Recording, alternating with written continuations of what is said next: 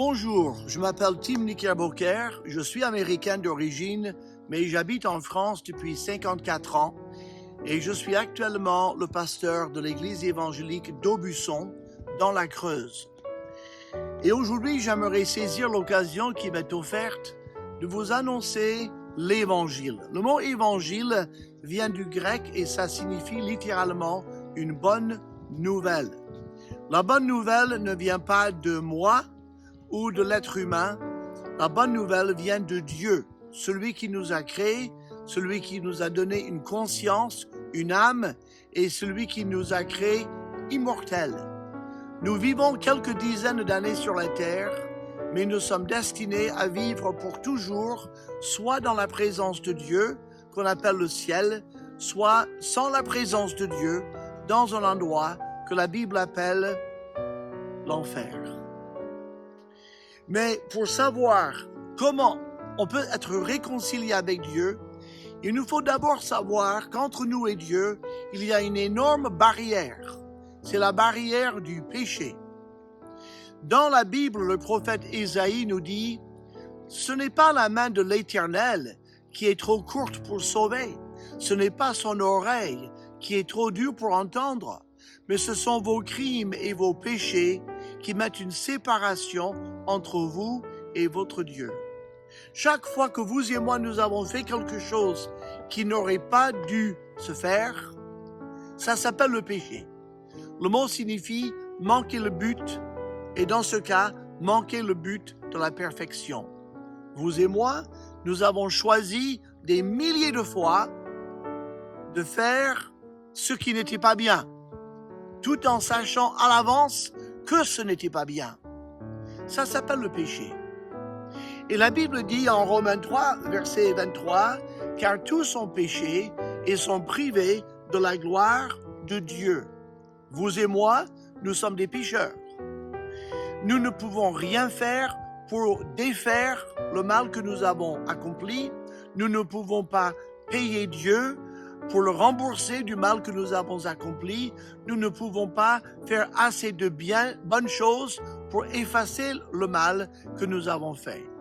Nous sommes donc des pécheurs et de ce fait, nous sommes séparés de la gloire et de la présence de Dieu. C'est pour cela que quand nous pensons à Dieu, on a l'idée qu'il y a peut-être un Dieu, mais on n'a aucun contact avec lui.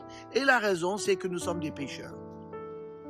La Bible va plus loin en disant, en Romains 6, verset 23, « Le salaire du péché, c'est la mort. » Dieu nous doit un salaire. Si vous travaillez pour quelqu'un pendant un mois, il va vous verser ou il doit vous verser un salaire. Et s'il vous dit, écoutez, je vous fais un don, vous allez rapidement lui dire, monsieur, j'ai travaillé pendant un mois, ce n'est pas un don que vous me faites là, c'est mon salaire, je l'ai gagné. Eh bien, nous avons péché.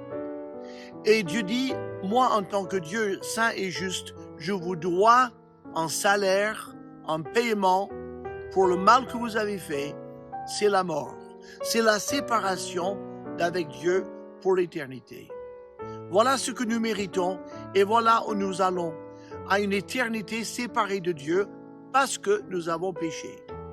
Mais la bonne nouvelle, la voici. Mais le don gratuit de Dieu, c'est la vie éternelle en Jésus-Christ, notre Seigneur.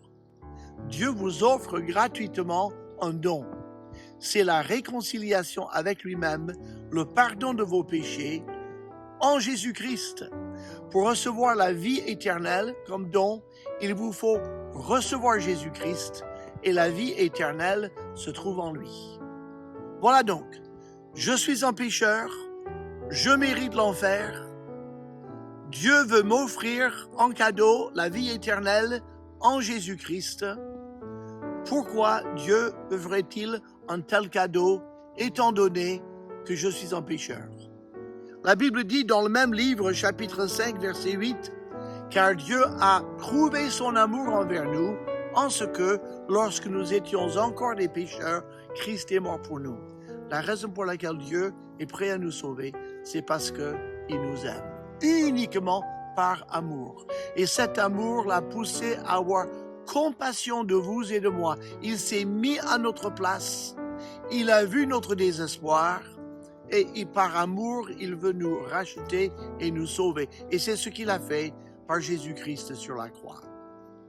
Si donc nous sommes des pécheurs, si Dieu veut nous offrir la vie éternelle, s'il veut le faire par amour, la question se pose, mais comment recevoir un tel don? Et là, le même livre, Romains chapitre 10, versets 9 et 10 dit, « Si tu confesses de ta bouche le Seigneur Jésus, et si tu crois dans ton cœur que Dieu l'a ressuscité des morts, tu seras sauvé. » Deux choses, croire dans son cœur que Jésus-Christ est ressuscité des morts, qu'il a payé pour nos péchés et que Dieu l'a ressuscité, il vit. Ça prouve qu'il a fini de payer pour nos péchés. Ça prouve qu'il a vaincu la mort, il a vaincu le mal. Il est vivant, il est triomphant. Ça prouve aussi que si nous lui demandons, il peut venir vivre dans notre cœur. Il est ressuscité des morts. Si tu crois et si tu confesses de ta bouche que Jésus est le Seigneur, ce n'est personne d'autre qui peut nous pardonner, ce n'est personne d'autre qui peut nous donner la vie éternelle à part Jésus-Christ lui-même, le Sauveur, Dieu devenu homme. Si vous demandez à Jésus-Christ de vous sauver et de vous pardonner avec foi, il vous pardonnera immédiatement.